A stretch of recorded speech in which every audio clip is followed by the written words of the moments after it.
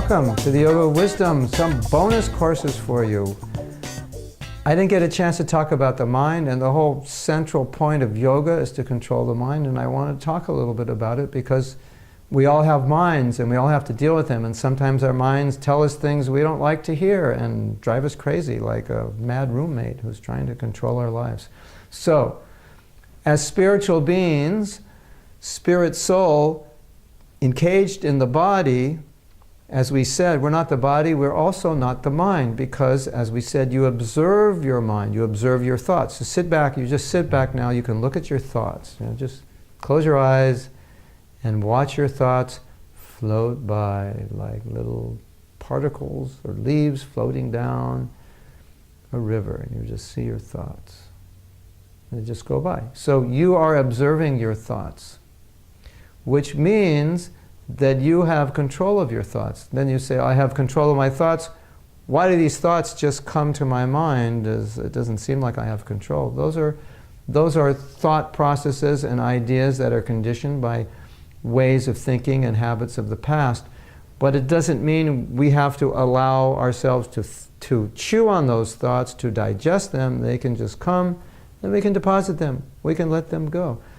How do we do that? Because we're spiritual beings, we remember that as a soul, I'm in control of the mind. The mind is not in control of me. You say, wait a minute, it seems like my mind is often in control of me. That may be, but when you understand that you're a spiritual being, you just remember, I don't have to give in to the dictations of my mind. If we do, then our mind often takes us to places we don't want to go, and then we end up there and we think, oh, why did I do that? That was stupid.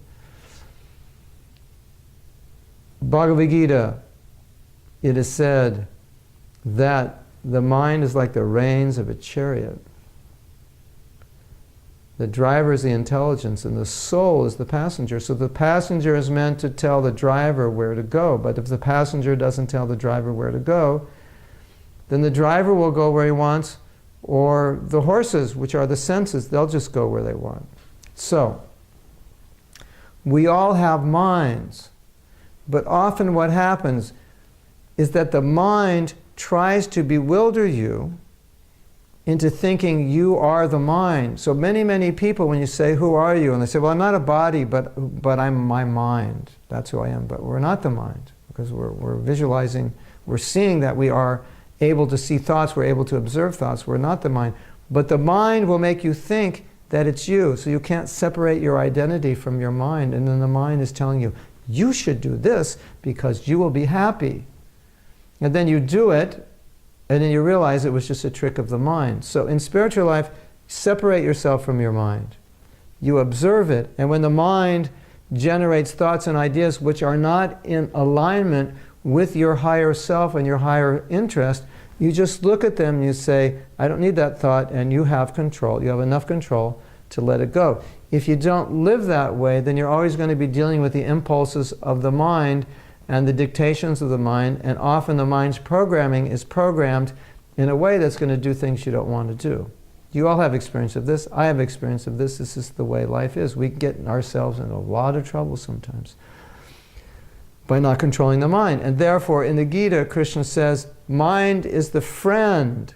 Why is it the friend? When you direct it where you want to go, then it takes you where you want to go because you're controlling. The mind is enemy. Why? Because it'll take you where it wants to go. And then your life is just miserable. So yoga is about controlling the mind. Ultimately, because the yogi is meditating, and he meditates on God and he fixes his mind on God. So we talked about self-discipline. There's a little insight into the nature of the mind. You are not the mind. You can control the mind. You don't have to do what the mind says. You don't have to take thoughts which come to you which are not favorable for what you want, and you don't have to hold on to them. You can actually tell your mind, okay, that thought, whatever, that's come. I'm not that interested in that, so we're not going to deal with that. What I'm interested in is this, and this is the direction I'm going that way. Mind is saying, I'm going that way. You're saying, I'm going this way. How does it work? In the end of the 3rd chapter of the Bhagavad Gita, Krishna says, one should control the higher self one should control the lower self by the higher self. So there's this constant battle, duality, higher self, lower self, higher self, lower self. Lower self's pulling down to sensual and reactive. I didn't like that, I'm getting back. So the lower self is very reactive. The higher self is conscious, it's intuitive, it's directive, it's intentional, it's deliberate. It understands its nature and where it wants to go and what it needs to do, and then it directs the mind and body. So we want to live in that higher self, that higher consciousness, that spiritual consciousness. In our Yoga Wisdom workshop, we help you more do that. It's very important. But for now, just giving you some conceptual ideas to put things in place that you do not have to be under the control of the dictations of your mind. That's good news. This week, you be in charge, not your mind. Until next week, thank you. Have a good week.